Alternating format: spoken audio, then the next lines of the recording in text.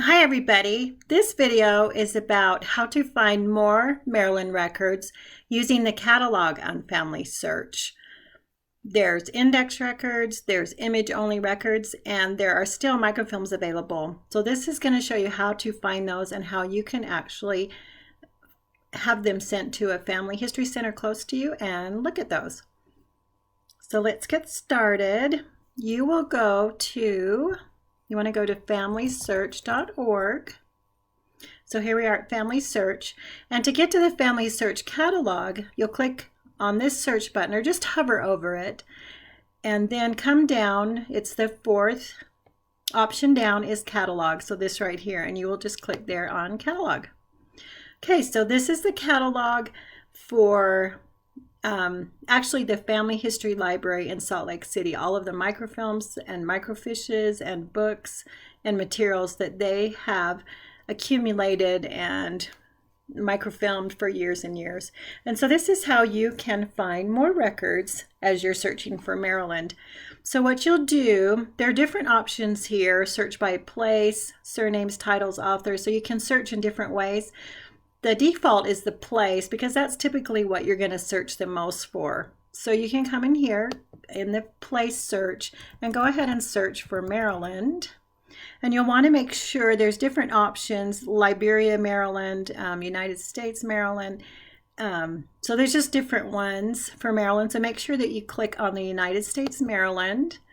And then what you do, especially in FamilySearch, you'll always look for these blue search buttons, dark blue search buttons. So you can go ahead at this point and just search right there for United States, Maryland.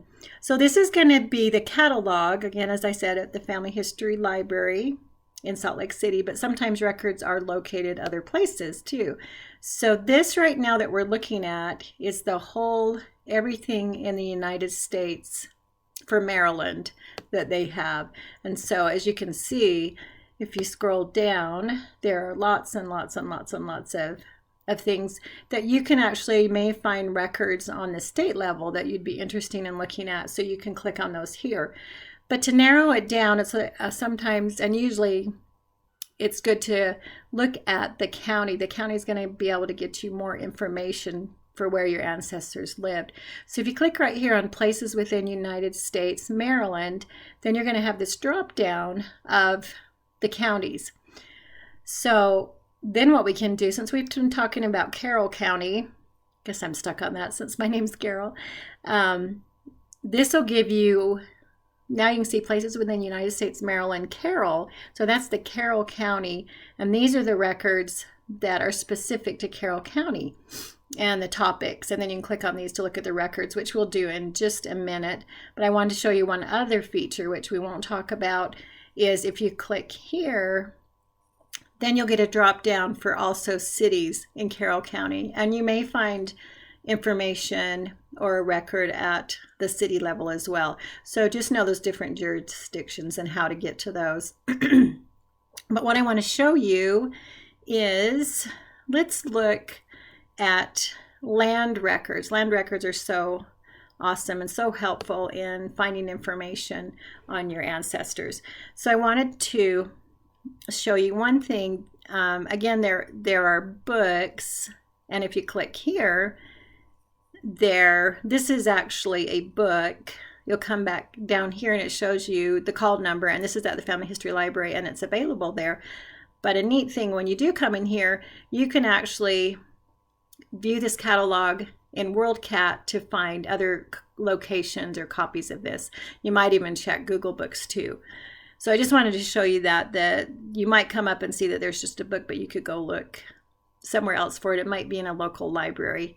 So I'm going to go back on the search results because I wanted to show you under this land and property. If we click on this land records, 1837 to 1850,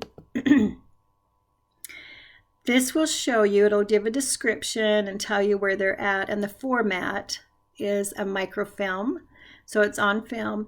If you come down here, you will notice there are several different options over here, like the general index, and then what it is an index, and it tells you which volume the record might be in. So, but over here shows you the format. So you, as you can see, it's just a little microfilm. That's a microfilm reel. And if you just hover it over, it says have the film sent to your local family history center. So let's click on that. Let me show you how that works, because there are a lot of family history centers all over the world, and especially in the United States, and you could possibly just get it ordered to there if that's might be of interest to you.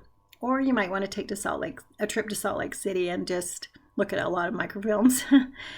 But I'm going to go ahead and zoom this in a little because it's a little hard to see. Okay, so it's ordering film number 13804, so it already fills out the film number that you need. And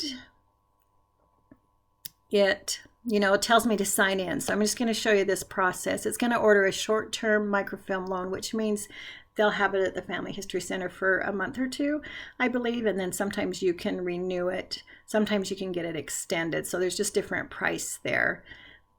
But, it's probably cheaper than making the trip to Salt Lake City if you think there's only one or two that you need. So I clicked on order it, and then I have to sign in. And let me go back on that. I wanted to show one thing. If you don't have an account at this point, you can do the free account right there. So just remember, anytime, it's just free. So, and you don't have to have your tree on FamilySearch if you don't want, but if you want to have this option to do microfilms, then that's great. So I put that I wanted to order it. And so what you want to notice up here, there's some ordering help, some news. I'm not sure what that is. This is going to be where they're going to send my microfilm to, because that's the closest one to me. And when you sign up, it may just find where the closest one would be to you. Sometimes we go to Texas, say I want to change that, I can just click right there. And this will tell me that it's going to cost $7.50.